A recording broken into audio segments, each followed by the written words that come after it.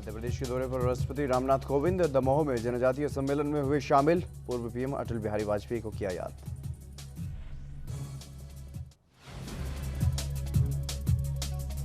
अंतर्राष्ट्रीय महिला दिवस के लिए सीएम भूपेश बघेल का ऐलान। महिलाएं मुफ्त में देख सकेंगी road safety cricket world series का मैच।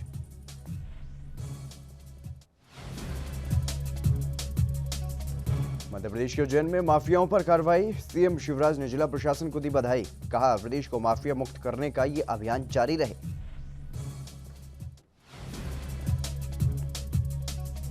छत्तीसगढ़ कांग्रेस ने आईटी सेल में की नियुक्तियां। कुल 22 नए पदाधिकारियों को दी गई जिम्मेदारी।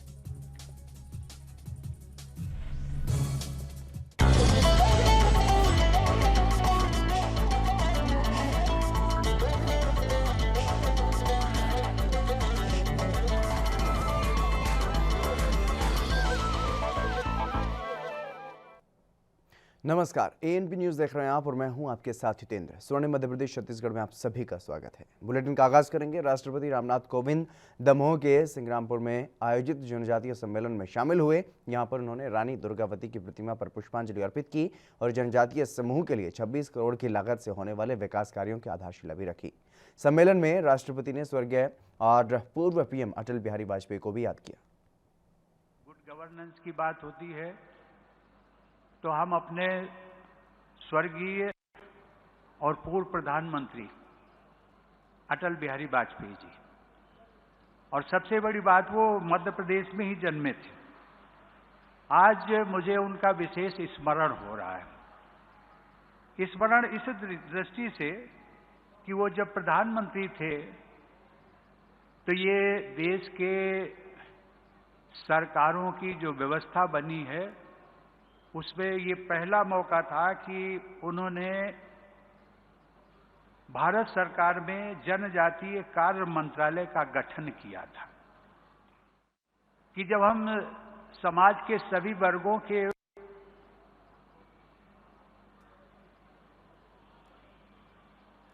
उनकी भावना की कद्र करते हैं, उनके विकास की बात करते हैं, तो जो समाज का सबसे पीछे खड़ा व्यक्ति है, जनजाति व्यक्ति, वो पीछे छूट जाता है।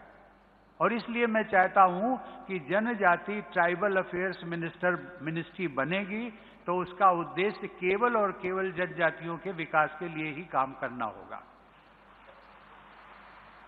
मुझे आज प्रसन्नता है कि अटल जी की सोच के अनुसार ये मंत्रालय न केवल भारत सरकार का बल्कि सभी प्रदेशों में भी अपनी गतिविधियों को आगे बढ़ा रहा है।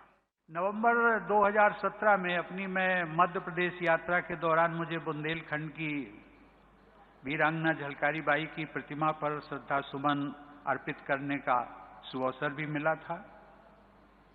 आज मुझे बेहद प्रसन्नता इस बात की है कि आज मुझे रानी दुर्गावती की मूर्ति पर पुष्पांजलि अर्पित करने तथा वहां वृक्षारोपण करने का सौभाग्य प्राप्त हुआ।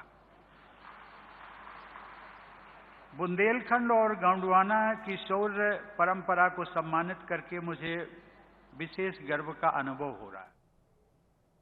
8 मार्च को अंतर्राष्ट्रीय महिला दिवस मनाया जाता है और इस अवसर को मनाने के लिए छत्तीसगढ़ के मुख्यमंत्री भूपेश बघेल ने एक ऐलान किया है, खासतौर पर महिलाओं के लिए। इस बार छत्तीसगढ़ में road safety cricket world series चल रही है, तो ऐसे में छत्तीसगढ़ के सीएम भूपेश बघेल ने महिलाओं के लिए ये बड़ी घोषणा की और ट्वीट करके इस बारे में जानकारी दी कि 8 मार्च को महिलाओं को मैच का पास निःशुल्क मिलेगा। और अपने ट्वीट में सीएम ने यह लिखा है कि अंतर्राष्ट्रीय महिला दिवस के अवसर पर महिलाओं को 8 मार्च को road safety cricket world series के आयोजित मैच का पास निःशुल्क मिलेगा। जिला प्रशासन को आवश्यक कार्रवाई करने के लिए दिशा निर्देश दे दिए गए हैं।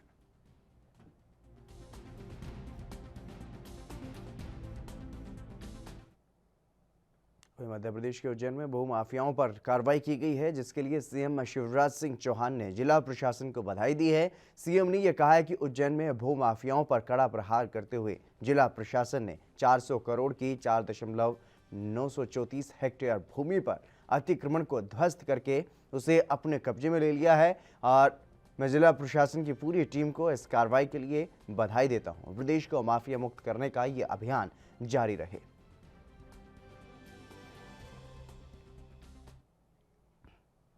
इन दिनों कांग्रेस पार्टी अपनी सोशल मीडिया टीम को मजबूत करने में जुटी हुई है और इसी कड़ी में छत्तीसगढ़ कांग्रेस ने आईटी सेल के पदाधिकारियों की घोषणा की है, जिसकी जानकारी देते हुए छत्तीसगढ़ कांग्रेस ने एक प्रेस नोट जारी किया, जिसमें ये लिखा है कि कांग्रेस पार्टी की विचारधारा को आगे बढ़ाने, संगठन और सरकार की गतिविधियों को जनता तक पहुंचाने और बीजेपी और आरएसएस की तरफ से फैलाई जा रही नफरत को देश हित में रोकने के लिए छत्तीसगढ़ प्रदेश कांग्रेस कमेटी ने आईटी सेल की प्रदेश कार्यकारिणी की घोषणा की है, जिसमें 2 उपाध्यक्ष और 5 महासचिव के साथ कुल 22 पदाधिकारियों की नियुक्तियां की गई हैं।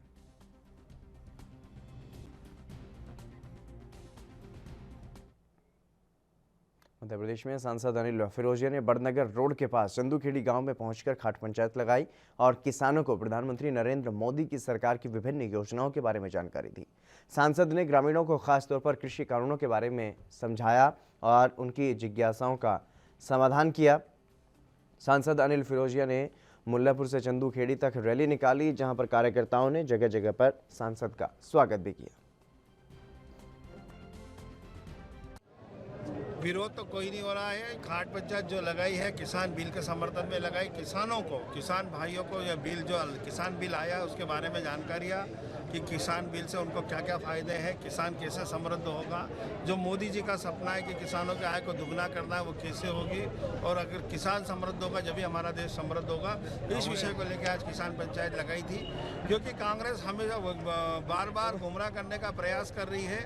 क्योंकि मैं पहले से ही कहते आया हूँ कि दिग्विजय सिंह हो या कमलनाथ हो, ये हो गए बुजुर्ग, अब ये अपने बच्चों के लिए, बेटों के लिए ज़मीनें तलाश रहे हैं, आगामी नेता स्थापित करना चाहते हैं, इसलिए जनता के बीच में जाके नोटंकी कर रहे हैं, किसानों को गुमराह करने का प्रयास कर रहे हैं। लेकिन आज आप देखो यहाँ पे सभी जो किसान भाई आए हैं, आज 4-5 गाँव के किसान यहाँ एकत्रित हुए, जिन्होंने इस किसान बिल में अपना।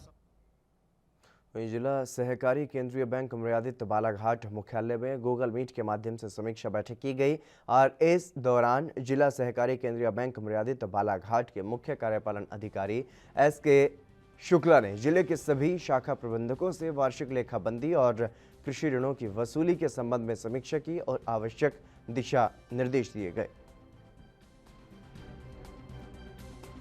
वार्षिक लेखाबंदी जो कि 31 मार्च को होना है, उसके पूर्व में जो भी कार्रवाई की जानी है उस संबंध में चर्चा की गई और इसमें मुख्य विषय ये रहे कि 28 मार्च को कृषि ऋणों की वसूली की अंतिम तिथि है समिति स्तर की।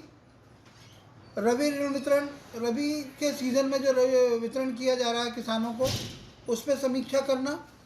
31 मार्च के पहले अमानत के जो टारगेट्स हमको अपेक्स बैंक से प्राप्त होते हैं और जो हम शाखाओं को देते हैं उसकी समीक्षा करके आवश्यक निर्देश देना। फसल बीमा अभी किसानों का चालू है, खरीफ रबी ऋण वितरण के समय का, उस पर आवश्यक चर्चा करके उसका प्रीमियम कलेक्ट करने के लिए। मध्य प्रदेश के शिवपुरी में किसानों ने विरोध प्रदर्शन किया और ये विरोध प्रदर्शन वो विरोध प्रदर्शन नहीं है जो 3 किसान कानूनों के खिलाफ चल रहा है।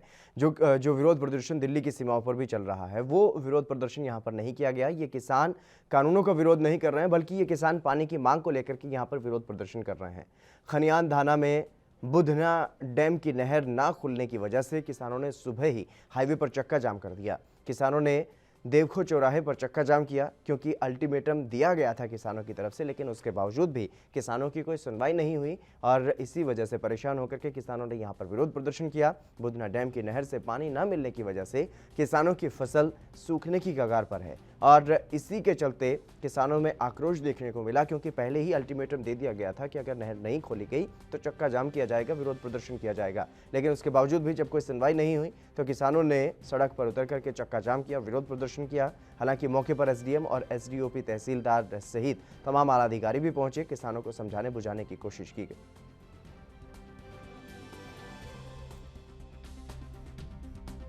सुबह मीटिंग रखी गई है आपको, उसके बाद में डिसीजन हो जाएगा, तो आपके इसमें ही हो सकता है वो। तो पहले तो ये करना पड़ेगा कि एक भी किसान जो है वंचित नहीं रहे पानी से। अगर देंगे तो सभी को देंगे। सर क्या है, हम आपको मध्य प्रदेश में सरकार आमजन की सुविधा के लिए अनेकों योजनाएं चला रही है। कहीं हाईवे बनाए जा रहे हैं तो कहीं रोजगार की दृष्टि से उद्योग तैयार किए जा रहे हैं। लेकिन सरकार की इन योजनाओं से कुछ किसानों को परेशानी भी हो रही है, क्योंकि जिनकी ज़मीन जानी है, जिनकी ज़मीन का अधिग्रहण किया जाना है, उन लोगों को अब ये डर सता रहा है कि कहीं उनकी रोजी रोटी न छिन जाए, जिसे लेकर के उज्जैन में संभावित प्रभावित होने वाले किसानों ने मंत्री यादव से मुलाकात की है। और उज्जैन के गांव निमनवासा और पवासा क्षेत्र का ये पूरा मामला है, जिसे लेकर के किसानों ने ये कहा है कि अगर समस्या का समाधान नहीं हुआ तो आंदोलन किया जाएगा। ये निमनवासा और पवासा की जमीन उद्योग में घोषित कर रहा है, जबकि ये जमीन खेती के लिए बहुत ही उपजाऊ जमीन है और पूरी सिंचित जमीन है। और इस पे छोटे छोटे काश्तकार है, मतलब 4 बीघा, 3 बीघा, 5 बीघा ऐसे काश्तकार है। और इस जमीन को उद्योग में घोषित कर दी। ना तो हमें कोई पटवारी ने सूचना दी, ना किसी तहसीलदार या चौकीदार, जबकि चौकीदार निमनवासा गांव का ही रहने वाला है, उसने भी कभी नहीं बताया। और अब ये कह रहा है कि हमने तो उसे घोषित कर दी है और उसकी आपत्ति का भी बोले समय निकल गया। आप विधायक जी से मिले तो विधायक जी ने क्या जवाब दिया? विधायक जी से अभी हम मिल नहीं पाए हैं।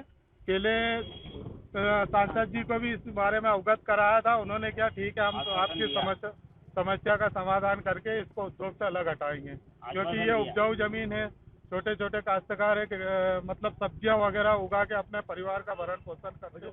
रोड के पास से गाँव के कमेटी के लोग आए थे, उनका इंडस्ट्रियल बेल्ट पे लगी हुई जमीन है और उनकी जमीन का वर्तमान में विकास की दृष्टि से उसको औद्योगिक दृष्टि से लिया है। उनने सबने मेरे सामने लाया कि ये औद्योगिक दृष्टि के बजाय हमारा कृषि कर दिया जाए ताकि हम खेती बाड़ी करते।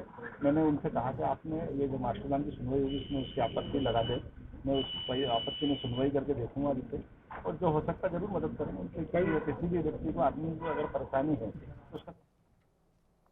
मध्य प्रदेश के अनूपपुर में ट्रेन से लापता लड़की का शव संदिग्ध अवस्था में मिला है और मृतक लड़की की पहचान 23 वर्षीय सुप्रिया के रूप में की गई है। मामले में मृतका के परिजनों ने हत्या की आशंका जाहिर की है और आला अधिकारियों से सीबीआई जांच कराने की मांग भी की गई है। परिजनों का यह कहना है कि वो आरपीएफ, जीआरपी और पुलिस के चक्कर काटते रहे, लेकिन मामले की सुनवाई नहीं की गई।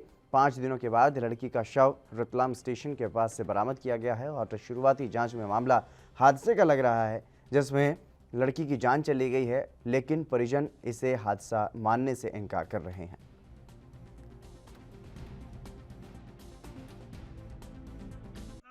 मैं बिजली पहले गया, बिजली रेलवे में, वहाँ बोला कि भैया मेरी एफआईआर नोट करिए, वहाँ नोट नहीं हुआ। इसके बाद अनूपपुर में गाड़ी बुक करके आया, अनूपपुर में बोलते हैं आरपीएफ के पास जाओ, वो बोलता है जीआरपी के पास जाओ, वो बोलते हैं मेरे अधिकार में नहीं, वो बोलता है मेरे अधिकार में नहीं। ट्रेन यहाँ नहीं आती है तो यही ट्रेन नहीं आती तो हमारे उसमें नहीं है, वहाँ होगा। निंदा भी है कि आज बेटियों की सुरक्षा को लेकर के इतनी लापरवाह है हमारी सरकार। हमारे बिजली नगर की एक बेटी जो अहमदाबाद से भोपाल की यात्रा कर रही थी और एसी कोच में थी, एक बार जनरल कोच में होने से कि भाई चलो कोई एसी कोच में सुरक्षा की ये व्यवस्था है कि वो आधी रात में गायब हो गई और 3 दिन बाद उसकी लाश मिलती है। ये रेल यात्रियों की सुरक्षा का बड़ा प्रश्न है। हाँ, माननीय विधायक जी के द्वारा एक ज्ञापन दिया गया है जिसमें एक सुप्रिया तिवारी लेडी हैं, उनके मिसिंग और उसके बाद हत्या के संबंध में कार्रवाई की बात कही गई है। तो जो आवेदन पत्र में जो तथ्य है सीबीआई के माध्यम से उन्होंने जांच के लिए कहा है, तो जो भी इसका थ्रू प्रॉपर चैनल हम इस आवेदन पत्र को वहाँ तक प्रेषित कराएंगे और उसमें और जो भी तथ्य जो हमारे लेवल पे है हम उसकी जाँच करेंगे। लापता लड़की का ये पूरा मामला है। ट्रेन से लापता हो गई थी आधी रात में ये लड़की और अब उसका जो शव है वो पाया गया है और उसको लेकर के परिजनों ने सवाल उठाए हैं सुरक्षा को लेकर के। और इसके अलावा विपक्ष ने भी इस पूरे मसले पर इस पूरे मुद्दे को बनाने की कोशिश की है और सरकार पर यात्रियों की सुरक्षा को लेकर के सवाल उठाए गए हैं और परिजनों की तरफ से सीबीआई जांच की मांग भी की गई है, क्योंकि परिजन इस पूरे मामले को लेकर के कह रहे हैं कि लड़की की हत्या की गई है।